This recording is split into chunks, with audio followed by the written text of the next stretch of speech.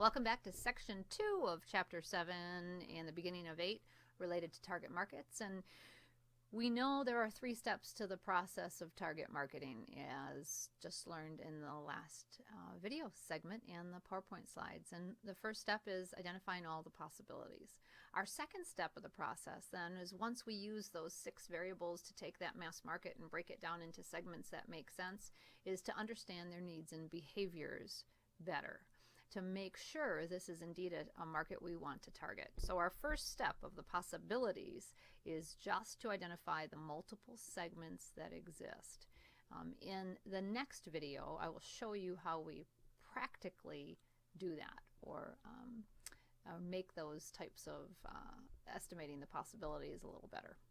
Understanding their needs and behaviors then is, once we have that description that we are thinking one of our market segments are senior citizens who are interested in health and longevity and socialization in my fitness center within a 10-mile radius, that have time available during the day, midweek during the week, as well as the weekend.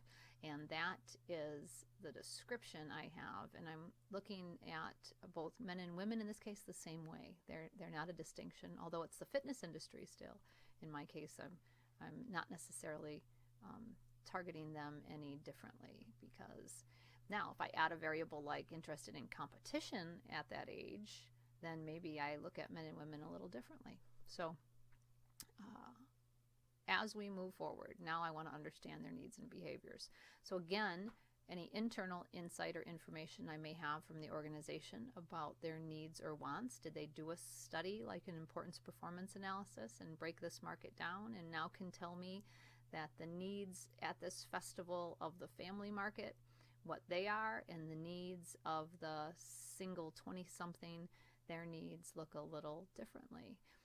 Most recently, we just did that for the National Cherry Festival, and I'll put onto Blackboard a sample of that research report so you can see the difference in those market segments, and again, what we learned as a result of that. So understanding needs and behaviors are critically important. Here's an example of a profile of the adventure travel consumer, and right here in the middle, grazers, travelers who want to sample the adventure travel market, but it's not the only way they want to travel. These grazers make up 24% of the market. Adventurers, that we talked about before, make up about 20% of the market.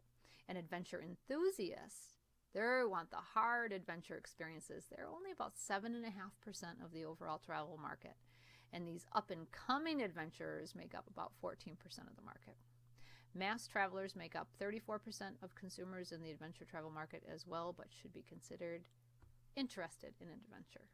So here's a research study that was done that will help me take the adventure market and break it down more specifically. And then they go on to talk about, in fact, the average adventure traveler is a 47-year-old female. That's their data, in this case, help us understanding the travel consumer. So our job now is to understand their needs and wants. And if we don't know that internally, and even if we do, we should still go externally to see all the research that's been gathered about segments of the population. Again, professional associations could be a really great source of helping understand markets in this industry in particular, but so can so many other data sites that we've talked about. And again, being a student at a university, you have access to databases and support to help you with that. That was some of the information we learned in chapter 5 about how to find good information. So other food thoughts, again, lots of data that exists that help us in this restaurant example describe, right, them, that this, men eat 4 meals away from home per week. Women only average 3. They like customizing their entrees, females do, and men like self-pay technology, as an example. The food service industry has done a lot of research on different market segments, so the data exists to help us learn about people's needs and wants since we've broken them down. Here's a new study on millennial travelers and how and what they use in terms of technologies. And age strongly influences mobile device and social media usage. No surprise to you, I know, but here's data to support your belief that different markets use different types of social media. For example, used a mobile phone to plan travel. Millennials, 72% of you did that, but the baby boomers, technically I'm a baby boomer. I'm the last year of a baby boomer, but I'm one nonetheless. 25% of us only did that. How about downloaded a travel-related app? 11% of millennials, 4% of boomers. Reading lifestyle or travel magazines for trip planning? Again, here's what this study said use of. All of this information helps me understand the market better, their behaviors, what they do, what they don't do, etc. Okay, so we want to use as much data as we can find. How about marketing travel to women? 8 new trends you need to know. How about this travel research launched youth travel and student travel, so group business. Youth and student travel organizations continue to expand significantly, with 31% having opened a new office in their home country. Okay, lots of data exist. How hotels can engage Generation X and millennial guests. Studies that have been done. So your job in this section is to simply answer the questions in the assignment that relate to what kind of media choices, right? What is this market doing when they're not interested in going to a hotel? What do they act like? What do they live like? Who are they hanging out with? Where do they go shopping? What do they listen to, read, watch, do? How much do we really understand not only about their needs and wants, but their behaviors? In this assignment, you're also going to tell me why you chose this market, and we're going to estimate the size of the market. If you've described this market as men interested in competitive fitness between the ages of 65 and 75 that are within a 10-mile radius of my fitness center and have time available during the day, if those are the variables I've chosen to describe this market segment, then how big are they? Can you give me what I like to refer to as an educated estimate on the size of this market? The more scientific you are with that process, the better. If I have data that says 30% of the market are fitness, competitive fitness interested senior citizens, then that's data that will help support my claim versus my educated guess on what percent that is. So this size demand, we're going to walk you through those steps, but you have to have a handle on what you anticipate the size of the market being.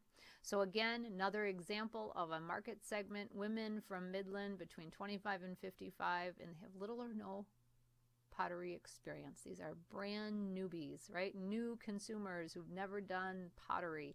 We're going after them, and we're going to know what their lifestyle's like, what their behaviors, what do they do? Oh, they spend time socializing, dinner with friends, other people, going to concerts, movies, theaters, right? Here are their media choices. Here's why I picked them, and here's the size of this market. I'm going to go to census data, and I learned 51% of the Midland market are women. 40% are between the ages of 25 and 55. So I take 40% of the total census data, I'm already down to 17,000. But what percent have never done pottery? Do you think I even know that? So they've estimated 17,000 people are members of their target market, but I venture to say that's really not the case, because there are people in that market who already experienced potters, who have that or would never be interested in doing pottery. So I already know this is incredibly generous, and I've just used the kind of those two baby variables, geography and demographics. I haven't used, even though I described them as brand new pottery people, I didn't really ascertain what size that market is. So I've got to do some more homework there. Okay, again, here's that market I mentioned to earlier that were residents of Michigan, 30 to 54, making 50,000, but they have kids ages 4 to 12. And when I look at behaviors again, and I'm using data to support, this group did a really great job taking this market and finding evidence to support their opinions about this market. And then they talked about how they reached them, how it was selected. And then if you read the target market size here, the predicted size of the market is just about 31,000 people. And this was computed using different steps. The geographic area is mid-Michigan. There are 12 counties that make up central and mid-Michigan. So they identified the counties they picked, and they have approximately 31,000 families that have children under 6 years of age, and they chose that market. According to the U.S. Fact Finder, there's a total of 150,000 families with children under this age, and that they use the average of 21%. So if that was the description they used, what they have ignored is the income variable. What percentage of the market makes $50,000 or more a year? Census would tell us that. So I could make an educated estimate to take this 31,000 and make that, let's say, half the market made 50,000 or more. I would automatically make it 15,000 people that market size went down to. So no, we want to make an educated estimate on what is the realistic size. But why do we do that? Who cares? Well, I care because I don't want to pick a target market that isn't viable, that I can't determine what the size is. So again, go back to my fitness example. If I already have 100 senior citizens that fit that description, and I do this part of the process and I realize there's actually 1,000 available in my market area within that 10 miles that are between 65 and 75 and represent 20% of the market, because the fitness industry told me on average 20% of people that age are interested in active competitive fitness. So I take 20% of the market and I realize there's 1,000 potential people that fit that description, but I'm only serving 100. So that gap for me is good enough that I'm going after the rest of them. And I already know my competition dabbles in them. Nobody owns this market. So it makes good sense to me. But if I don't have a handle on size, both internal size and demand size, it makes target marketing really hard, because I may pick something that doesn't make a lot of sense.